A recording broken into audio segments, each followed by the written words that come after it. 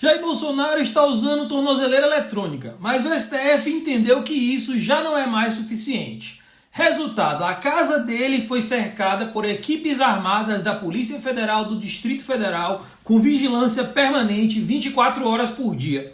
E o mais impressionante, isso aconteceu mesmo sem ele ter fugido, sem violar tornozeleira e sem cometer nenhum fato novo. Como é que isso é possível do ponto de vista jurídico? É legal? É ilegal? Vamos lá. Bolsonaro estava submetido a diversas medidas cautelares pessoais previstas no artigo 319 do Código de Processo Penal. Recolhimento domiciliar noturno, uso de tornozeleira eletrônica, proibição de contato com outros réus e investigados, inclusive através de terceiros, e proibição do uso de redes sociais.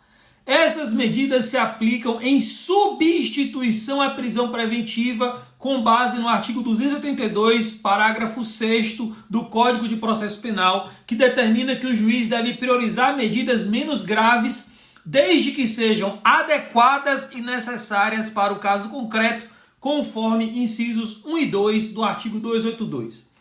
Ocorre que Bolsonaro descumpriu essas medidas reiteradamente. Primeiro, ele não se recolheu no horário noturno, o que levou à decretação da sua prisão domiciliar integral, violando o artigo 319, inciso 5 do CPP. Como se não bastasse, Bolsonaro fez chamada de vídeo com o Nicolas Ferreira e em apoiadores, infringindo o artigo 319, inciso 6, que proíbe o uso de redes sociais. Bolsonaro também trocou mensagens com Silas Malafaia, mediante redes sociais, investigado em ações conexas, contrariando o artigo 319, inciso 3. Além disso, Bolsonaro articulou tentativas de obstrução de justiça, especialmente por meio de interlocução com autoridades estrangeiras, o que se enquadra no artigo 2º, parágrafo único da Lei 12.850 de 2013, a Lei de Organizações Criminosas. Diante disso, o artigo 312, parágrafo único do Código de Processo Penal, ele é claro. O descumprimento de medida cautelar, ele autoriza a decretação da prisão preventiva. E o artigo 282, parágrafo 4º, determina que o juiz deve reavaliar as medidas cautelares sempre que houver alteração do risco.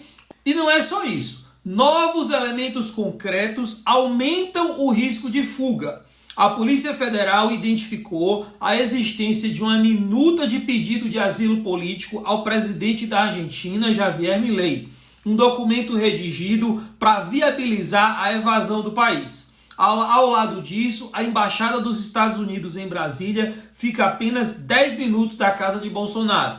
Segundo o ofício encaminhado pelo deputado federal Lindbergh Farias, haveria um plano para que Bolsonaro entrasse na embaixada e solicitasse asilo. E tudo isso ocorre justamente às vésperas do julgamento da ação penal 2668, em que Bolsonaro é réu, marcado entre os dias 2 e 12 de setembro, na primeira turma do STF. Ou seja, o risco de fuga é real, concreto e contemporâneo. É exatamente o que exige o artigo 312 do Código de Processo Penal. Risco atual à aplicação da lei penal. A prisão preventiva do Bolsonaro, portanto, já estaria autorizada há muito tempo. Mas mesmo com todos esses fundamentos, o STF decidiu por não prender o Bolsonaro. Em vez disso, optou por reforçar as medidas cautelares com base no artigo 282, parágrafo 2º e 4º, que autorizam a substituição e acumulação de medidas cautelares de acordo com a gravidade e de acordo com o risco. Por isso, o ministro Alexandre de Moraes determinou à Polícia Federal do Distrito Federal que realizasse o monitoramento físico e permanente da residência do Bolsonaro, uma vigilância presencial contínua, com ou sem uniforme, desde que não seja intrusiva nem cause perturbação à vizinhança. O artigo respeita o artigo 5º, inciso 11 da Constituição, que garante a inviolabilidade do domicílio, e o artigo 5º, inciso 16, que exige ordem fundamentada judicial para qualquer restrição à liberdade.